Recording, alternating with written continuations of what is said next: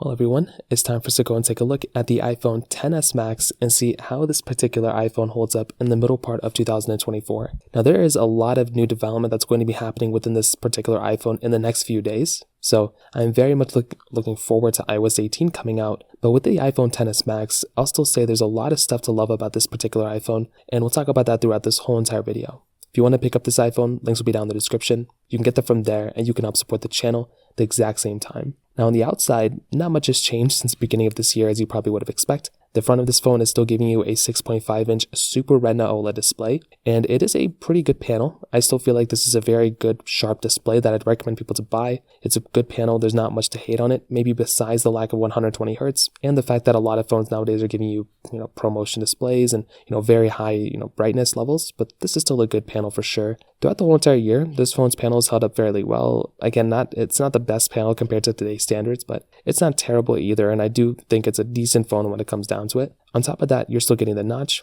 lightning at the bottom, you're getting these curved sides with the reflective side, which actually looks pretty good. On the back side, you're getting a dual camera setup, which looks great. And you're also getting a standard glass back on this particular phone as well. So in the exterior, I definitely do think this phone has held up quite well. It still feels very, very expensive. And if you were to compare this phone against some of the other phones that came out this year, the only thing you'd probably not like about this phone is the standard glass back compared to frosted glass back. But I don't even think it's that big of a deal. And I do think it's a fairly good phone when it kind of comes down to it. So from that side, it definitely gets a thumbs up for me. Now from basically one of the biggest improvements or changes within this phone from the beginning of this year to now is the software experience. This particular phone is basically, still giving you software updates, which is nice, but there's a high likelihood it may end up getting iOS 18. And if that were to happen, I think that would be a really, really big thing. I think this phone getting iOS 18 would be really awesome because this would be one of the oldest iPhones on iOS 18. And there are a lot of rumors kind of stating that there's a high chance where this particular iPhone could end up getting iOS 18. There's a lot of rumors stating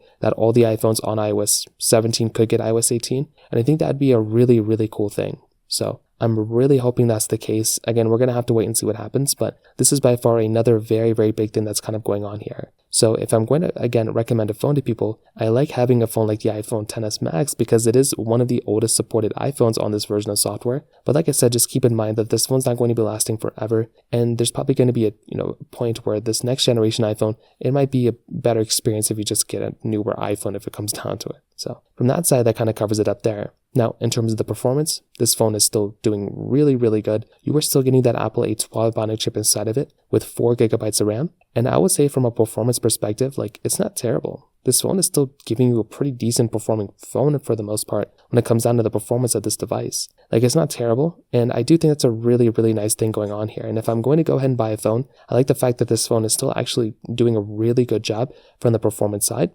You have to remember a few things. One, this is an older phone, so it's not going to be, competing insanely well against the newest competition. So when I compare it against the 15 Pro Max, clearly it's not going to be doing that great of a job, but it's not terrible either. There's definitely been phones that have been made that have given me, I guess, a worse experience than this thing. So I don't know if that's the best way to kind of think about every phone in the world, but this is a very, very decent performing device.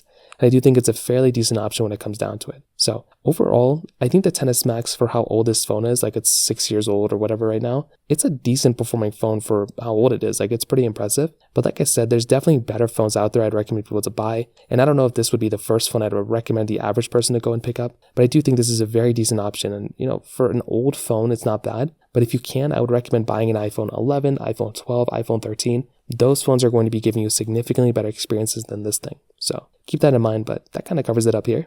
If you have any other thoughts or questions, let me know in the comment section below. Hit the like button, that would mean so much, but definitely hit that subscribe button. More importantly than everything else, I love every single one of you guys. Hopefully I'll catch you guys in the next video. Peace out till then.